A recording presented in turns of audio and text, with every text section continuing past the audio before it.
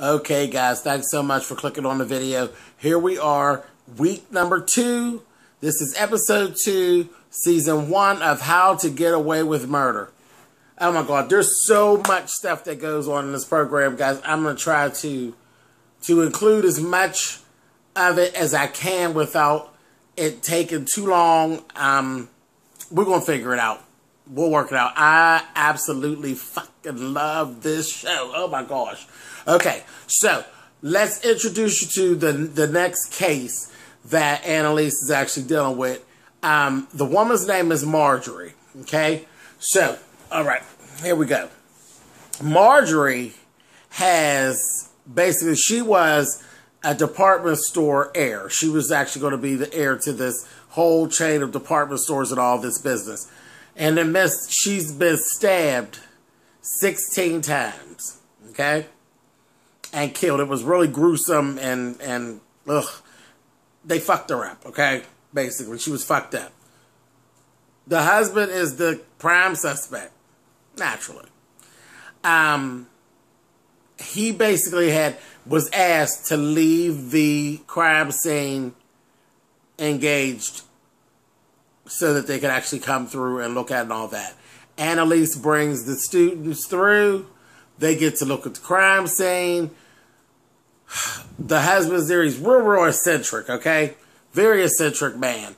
And they're saying, you know, what's the defense that they're actually going with coming at him? So he says, oh, I need a volunteer for this. Connor ends up volunteering. So he takes Connor, and he actually said to Connor, and this is right away, I said, this is going to be a mess. He says to Connor, oh, you're about as pretty as my wife was. So I'm looking at him, I'm like, see, this motherfucker's all over the place. He just had a really weird kind of spirit to him, whatever. So he takes Connor, he puts Connor on the bed. He literally pushes Connor on the bed with this dried up blood and all this kind of carrying on. And then he basically goes through how it is that he supposedly killed this woman in this here bed, okay? And he's supposed to have stabbed her with this hunting knife or whatever. It was really weird. And everybody was like kind of like getting sick to the stomach, period, being in the room and just looking, and him on top of Connor, and he really went through it, like the whole thing. It was weird. Like he went through the whole of each stabbing and all that. And he was like using an ink pen, and he was like punching Connor like down. He was really a bit much. He's a piece of work. So I'm like, that motherfucker's crazy, but we'll figure out what went on, because he just seemed guilty as a motherfucker to me. I said, okay, whatever. So she sends them out. Let's get this going. She pulls Wes to the side and tells him, I want you to go and get this file for me from this place, whatever, whatever, whatever.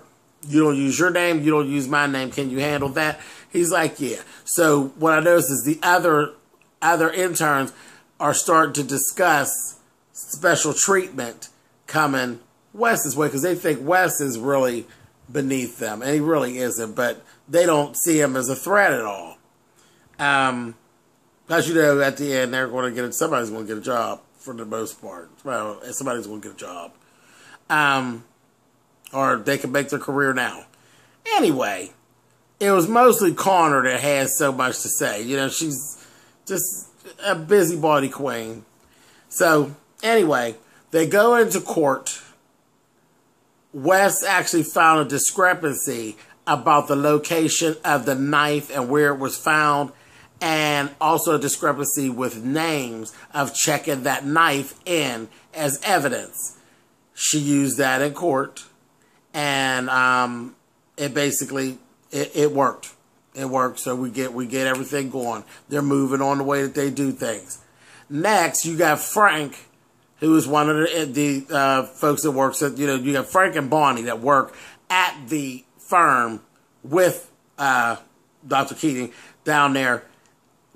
A mess. But Frank takes Michaela and Asher out, and they're supposed to be looking for some things. He literally had them digging in the garbage at the house to find something, and they found some incriminating receipts in the garbage can Frank basically took the receipts, and Michaela and Asher didn't even get credit for it. He basically took it and ran it to Annalise.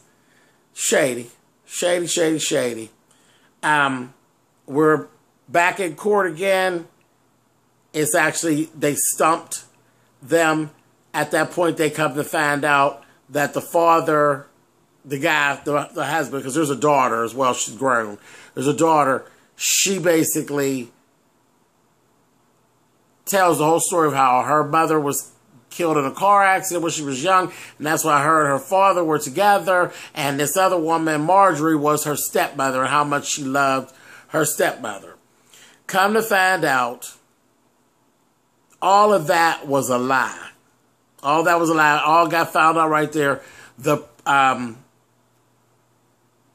prosecution put it out there. Her mother was not killed in a car accident. Her mother was actually brutally slain in the same vein as this other woman. She was stabbed to death, and it happened in Switzerland. They were in Switzerland. The father was accused of it, and he basically got out of it some type of way. But it was a mess. So they walked out of there. They had stumped the panel. It was a mess. So they were like, oh, this is the mess. We're going to lose. You know, the normal. We're going to lose. Child, we go back up in there. We got Annalise runs into the detective. And his name is Nate. Nate Liam. Nate Lehigh. Nate told her, you know, I don't really got nothing to say. She's like, you're returning my calls, this, that, thing, and the other. He's like, I don't have anything to say. I don't want nothing to do with you. And if you call me again, I promise you, I will tell your husband every dirty, nasty little thing that I've done to you. So he's really pissed. He's like all mad at her and everything. So it's like, whatever. Now that Bonnie, let me tell you, we need to watch that Bonnie. Bonnie's the woman with the blonde bob that works under Professor Katie with that in the law firm. Her and that Frank are a mess. They have some involvement with each other. I watched her with the way she literally interacts with Annalise's husband. Something ain't right about that bitch. So we need to be watching her, y'all. Remember I said that. We need to be watching her. Something ain't right with the way that she interacts with that husband. And I ain't putting it on him. I'm putting it really on her. I don't know that anything has happened, but I think she wants something to go down. But anyway, she kind of suspects something about Nate and Annalise, too. So she need to watch that bitch. But anyway,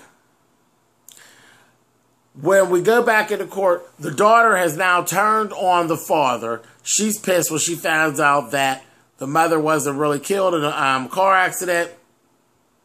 And so now, you know, they're going after him. And she's like, yeah, okay, well, they should give you death. They give you the death penalty and this, that, thing, and the other. Now, keep in mind, I'm going through all of this. And this is actually not present day. This is all really 2.5 months prior, okay? I'm going to go through present day. I told you there's a whole lot. So anyway, I'm at almost 9 minutes, so let me continue on.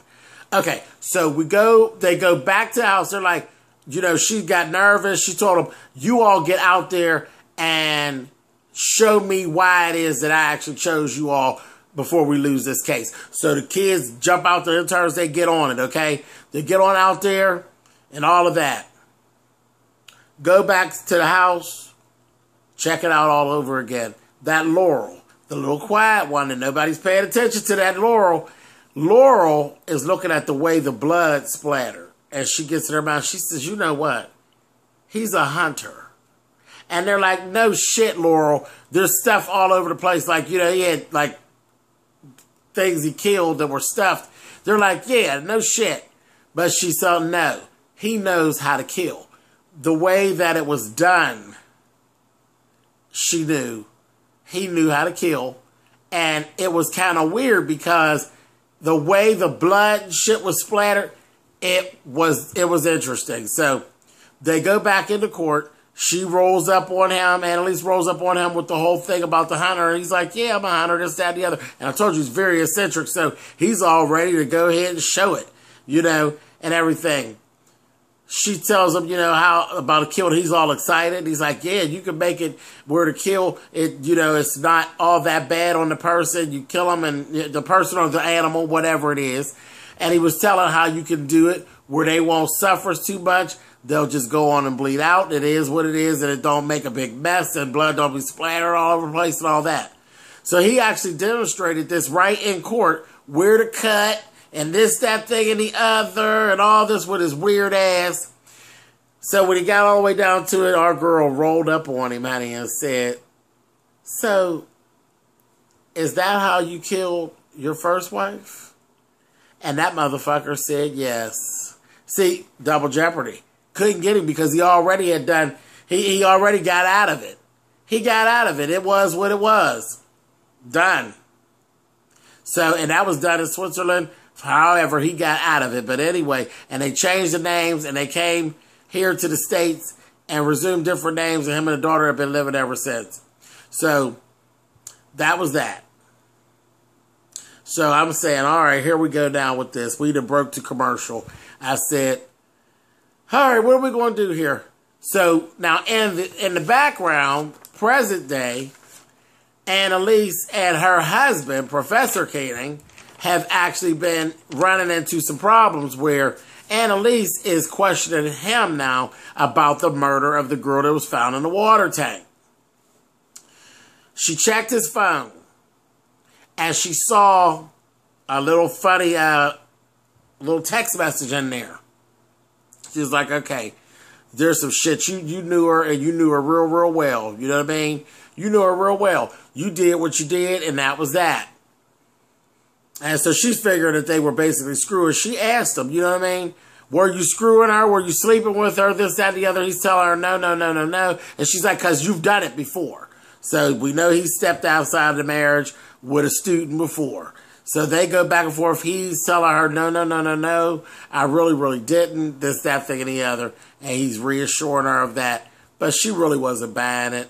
All lock, stock, and barrel. She's like, all right, well, cool, whatever. So I'm sitting there.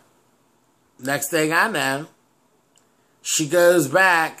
She checks that phone again. This time, there's no message. There's no nothing about the girl in his phone. It's all gone. It's all been erased. She immediately knows something's up. She jumps up and surprised me. She shocked me. She went and seen Nick. She went and seen Nick and was telling him about the involvement with the girl. Her husband had involved with the girl, this, that, the other. He's still mad, telling her that basically she's just guilty of stepping out of that marriage and she's putting too much into whatever it was. Maybe he did fuck the girl, but, you know, all this, you think he got something to do with the murder. That's just ridiculous. So she's going into all that. A mess. And he was being real mean. He just wasn't listening to her.